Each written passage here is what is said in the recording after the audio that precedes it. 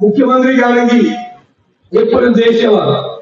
ഞങ്ങളെ മാസപ്പടിയെ പറ്റി 5 ചോദ്യം ചോദിച്ചു ഇതുവരെ വേണ്ടിയിട്ടില്ല. അതൊന്നും വരുന്നില്ല. മനസ്സിലായില്ലേ? K4 എത്ര കോടി രൂപ കൊണ്ടുപോയി ആർക്കെങ്കിലും കിട്ടിയോ? ഫ്രീ ഇന്റർനെറ്റ് സൗകര്യം, മാസപ്പടി, മെഡിക്കൽ സർവീസസ് കോർപ്പറേഷന്റെ അഴിമതി, കോടികളുടെ അഴിമതിയാണ് ഈ സർക്കാർ നടത്തുന്നത്. മുഖ്യമന്ത്രിക്കാണെങ്കിൽ എപ്പോഴും ദേഷ്യമാണ്.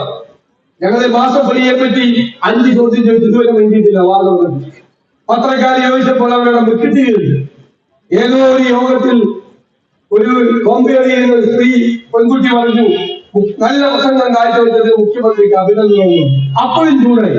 എമ്മാതിരി വർത്താനം നിങ്ങളോട് പറയണ്ടാകും. മുഖാമുഖത്തിന് പോയ ആളുകൾക്കൊക്കെ വേഷായി കിട്ടി.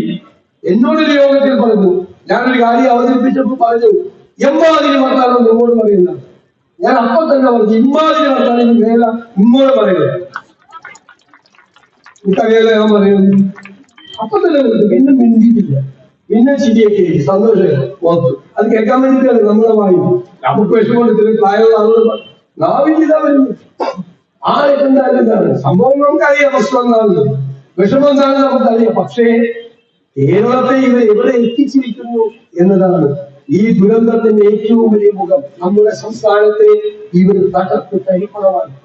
അതിനെല്ലാം എതിരായിട്ടുള്ള പോരാട്ടമാണ് ഇത്. വർഗീയതയ്ക്കെതിരായ, ഫാസിസത്തിനെതിരായ, അഴിമതിക്കെതിരായ, കെടുകാര്യസ്ഥതയ്ക്കെതിരായിട്ടുള്ള വലിയ പോരാട്ടമാണ് നമ്മൾ നടത്തുന്നത്. ഈ പോരാട്ടം ദേശീയ തലത്തിൽ ഇന്ത്യൻ നാഷണൽ കോൺഗ്രസിന്റെ